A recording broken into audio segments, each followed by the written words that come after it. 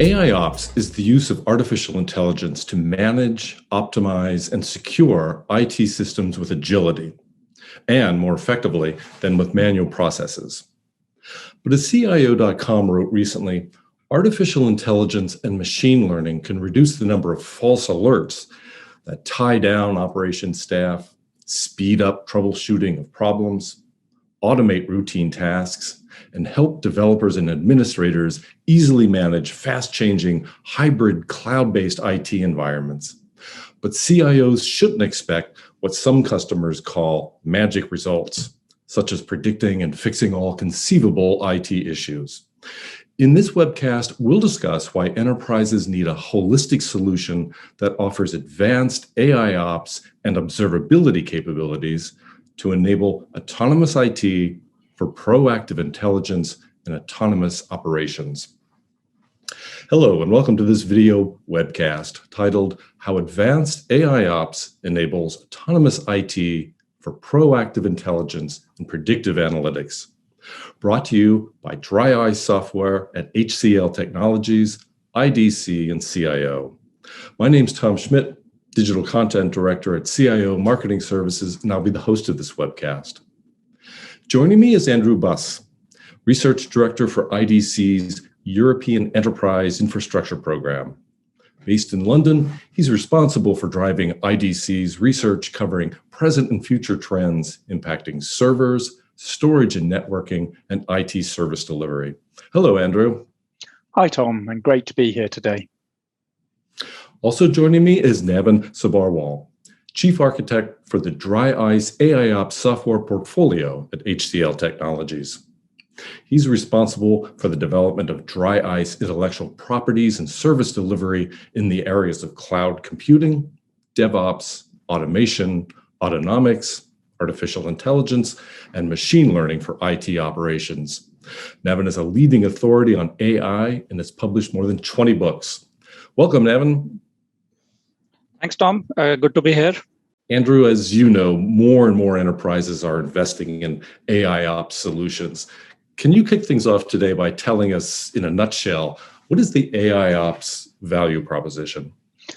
Well, really, as we see it, is to enable the delivery of IT services to become more agile, higher quality, and much more predictable. And really, this is to enable a step change in how scalable and secure they are, while at the same time being also more cost-effective and efficient to run. And this is really, really important today because we are moving to a digital-first transformed way to run business that's dependent on cloud-native apps and services, whether they run in our own private environments or in the public cloud. And if we were to say it was easy, everyone would be doing it. But in practice, it's quite a challenge to really get these types of results out of our IT infrastructure. So we really want to move towards a more highly intelligent, assisted infrastructure management approach in order to really deliver our apps and services at cloud scale. And this is where AIOps really helps. It can help by offloading a lot of the monitoring and routine analysis of the IT infrastructure. It's typically quite laborious. It's slow and costly most of the time. People are not really built to sit around monitoring data. We're really bad monitoring when it comes to it. So using a system that can do a lot of that for us and identify a lot of the underlying trends and really highlight if something new or unexpected is happening can really help us to really get to grips with it early, make sure it doesn't take out systems, and can really, really make sure we can deliver change effectively without really bringing down the infrastructure. Got it. A question for both of you. How does AIOps enable organizations to monitor and manage their IT portfolio automatically? How does it enable them to be more agile? Well, from our research, what we see is people are really capturing huge amounts of operational data across the servers, the storage, the networking, security, up to applications themselves and how they're performing. But if we were to try and look at that all manually, it would be really hard to tease it all apart. So what's happening is that information is having to be cleansed and then fed into cutting-edge machine learning systems. And the AI does the analysis to really try and baseline what's happening and then to identify where things can be improved over time or to really highlight where issues are potentially emerging. And it helps companies to be agile in quite a number of ways. I think it helps to make change quicker in practice by helping optimize the infrastructure automatically after a change. So quite often we don't know what the impact will be, and sometimes we can actually have far worse performance after implementing a change. So AIOps can really help with not only helping to reconfigure things after a change to make it better, but also do maybe predictive analytics to see what that impact of that change may be based on past behavior. So it helps change be more predictable. It helps to de-risk that change. And also it would maybe do what we would call implement the predictability of quality. So therefore you can often put in place things like Six Sigma approaches to really identify what changes have an impact on improving service versus those that are detrimental, and over time put in place a lot of smaller changes automatically that result in much more predictable and sort of less performance impacting change. Mm-hmm. Yeah, absolutely agree with Andrew there. And from my perspective, Agile has been the backbone of software development for all of these years. But infrastructure and cloud operations and application operations is still to ramp up when it comes to being agile and delivering services in an agile mode. And if you look at the three movements around agile, site reliability engineering, and DevOps, they are now all coming together to make this entire thing happen. And I think AIOps is the foundation which is needed for all of these three areas to really be realized, right, practically on the ground. And for Agile to happen, the first thing is that the infrastructure should be automatically provisioned so that the development teams are not really dependent on infrastructure teams. It doesn't go through a service request process. You click a button and you're able to provision the entire infrastructure. And when I say infrastructure, it is not just spinning machines, but it is the entire software code, the application, be it running on containers or on cloud native technologies or in premise. And so I think the AIOps starts right from the automation itself, right? How do you automate? How do you have policy-driven deployment of infrastructure? AIOps has a role to play there as well, and not just maybe limited to monitoring and observability once the infrastructure is provisioned. So starting from the automation of infrastructure deployment using any of these approaches to all the way to ensuring that whatever is getting provisioned is actually monitored. It has the observability parameters configured. It is a fully functioning environment that starts sending alerts and data to the monitoring systems. And with that, I think there are other aspects that start coming in, right? Once the alerts are being sent to the systems, they need to be analyzed. And Andrew, you were right when you said that it is, very difficult for people to do monitoring. But in my opinion, it's not just difficult. It is impossible for people to monitor this humongous amounts of data that is being generated with telemetry being provided everywhere. So earlier you were using monitoring, which meant you knew what you were monitoring, right? So you knew these are the parameters that I'm monitoring and these are the alerts that I would get. But with observability, it is now becoming inside out. So the application teams are writing to log files. You are having the log data as well as the metric data and the event data flowing through systems and from disparate systems, right? So you have the same application which is now spread across your data center, running cloud native technologies, running on Kubernetes, all coming together through a mashup to deliver a service or a business process to the consumer. So it is impossible for humans to make sense of all the data that is being thrown to them. And that's where AIOps comes in to find anomalies, and not just anomalies, but also to have predictability where you can predict, as an example, what is the size and scale of my infrastructure going to be after 6 months, right? So that you can then do automatic provisioning of infrastructure, you can do fine tuning. And then there is another angle of FinOps which comes into play. So you want to have that capacity, you want to have the higher availability, you want to ensure that whatever you're configuring is compliant to disaster recovery and business continuity planning. You want to ensure that changes that you're doing to the infrastructure are compliant to the policies and no disruption happens. But you also want to ensure that the cost of doing that is within the budget. So how do you really use regression techniques to find out what would be my cloud spend going forward, right? With the kind of workload that I'm seeing, with the kind of adoption that I'm seeing for my application. So all of those things come together in a holistic way in what we call as advanced AIOps, so that you can realize the end-to-end benefit rather than just focusing on maybe observability, monitoring, and a root cause analysis of systems. Got it. Let me follow up on that point.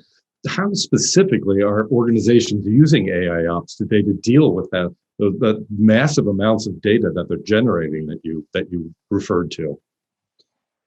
Well, I think from our perspective, from the IT leaders I talk to, is, as we've pointed out, using people to manage and monitor this amount of data is pretty much impossible. And so rather than relying on them getting monitoring fatigue and missing crucial events, it's much better that they're brought into the loop later on, once a trend has been identified, and then they're required really to make an expert decision on the way forward. So really what we see is the systems AIOps really is geared around ingesting massive amounts of data automatically. And so a lot of effort really has to be put in upfront to understand the data, put in place the integration and the ingestion procedures to get the data into whatever databases are being used. And then, of course, having, say, the AI portion really do the grunt work of continuously analyzing all of this data that's coming in all the time. And really, that's the biggest difference. In the past, people in operations centers really had to maybe do an analysis every hour or every day. Some organizations, we see what they class as real-time data is even a week.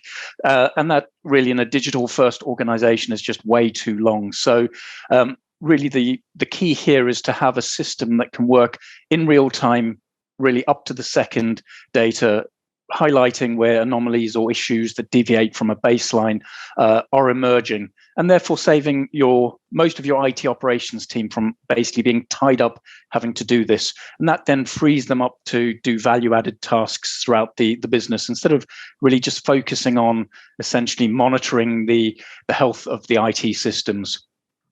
And we mustn't also forget that AIOps can also be used to really support the IT service management processes, really automating a lot of the tasks, assessing the risks with trouble tickets, and enabling also things like virtual support assistance. So it can really also help the IT department engage much better with the stakeholders, with, say, the employees of the business, or say the customers in a digital channel.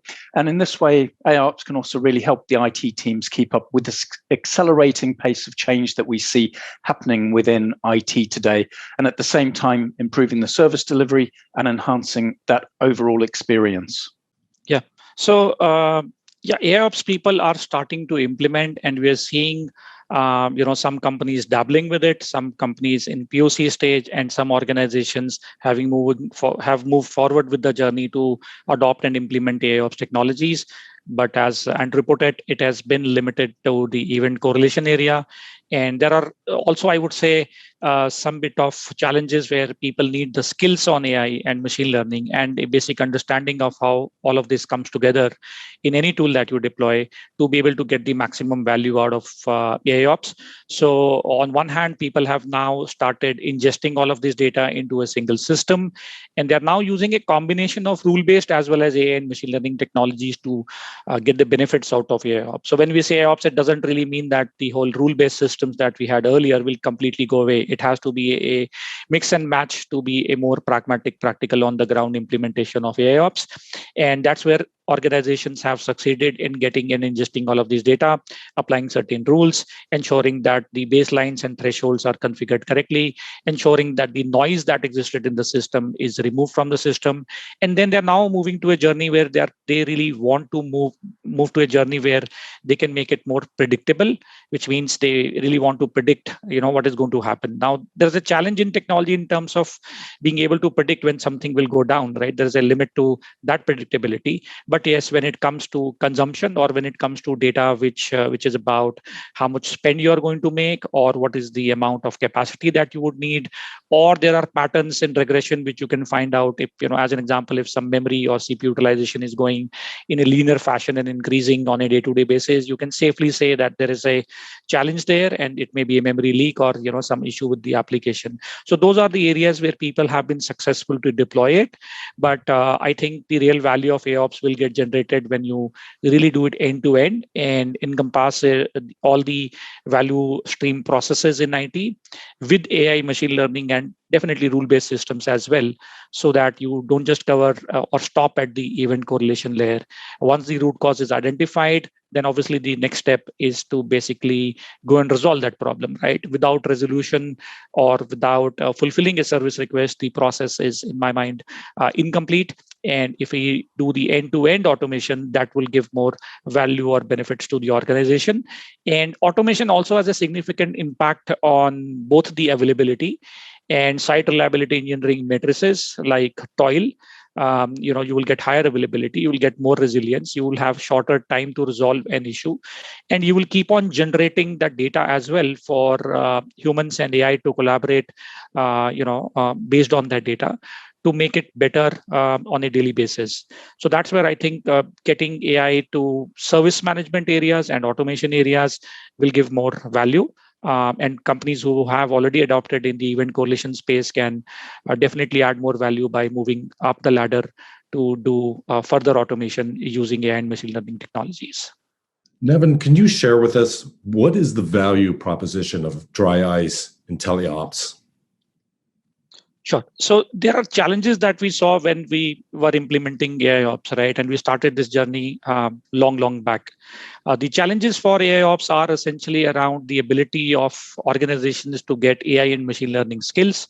The other challenge is around understanding what AIOps is. And the third challenge that we have seen is that they are limited or constrained in their approach to AIOps by limiting it to just the event correlation layer, which means if you just limit it to one area of the value stream, you're not doing it end to end, then obviously you're not realizing the full benefits, right? You're just able to do a probable cause analysis or root cause analysis, but what happens later on, right? That's not covered.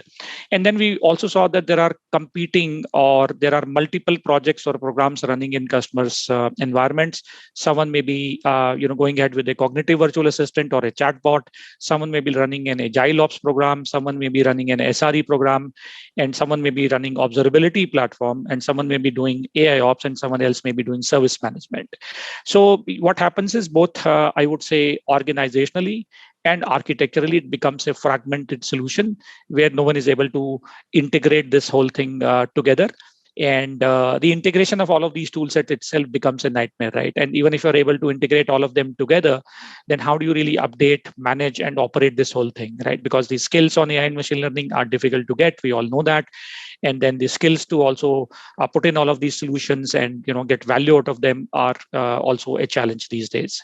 So what IntelliOps brings to the table is a pre-integrated solution which covers the entire value stream of IT operations, right from a service request or right from an interaction over a cognitive virtual assistant where the interaction is generated by a human being, to an interaction where an event is generated by a system, all the way to its resolution, and encompassing things like provisioning and deprovisioning, encompassing things like FinOps, and encompassing things even like business process observability. This is a holistic solution where we do end to end.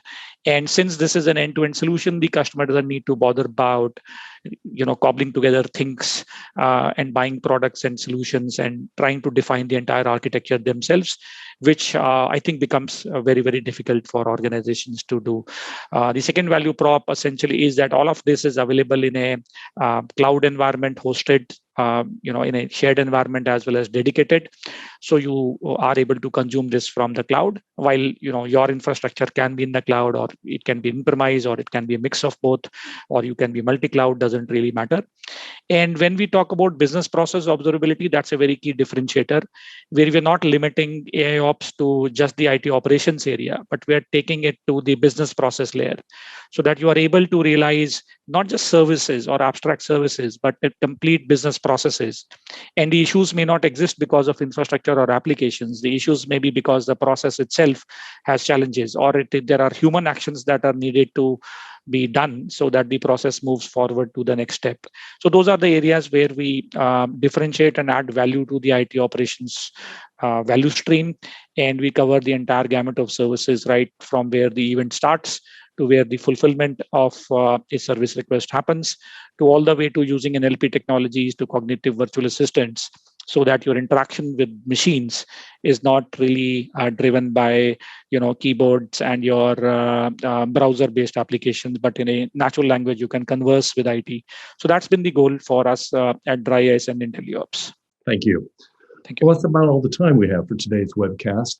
I want to give a big thanks to our speakers, Andrew Buss of IDC and Navin Sabarwal, HCL Technologies, for sharing their expertise and insights with us.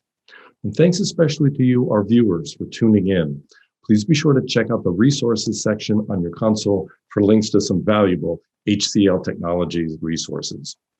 For DRYiCE software at HCL Technologies, IDC, and CIO, I'm Tom Schmidt.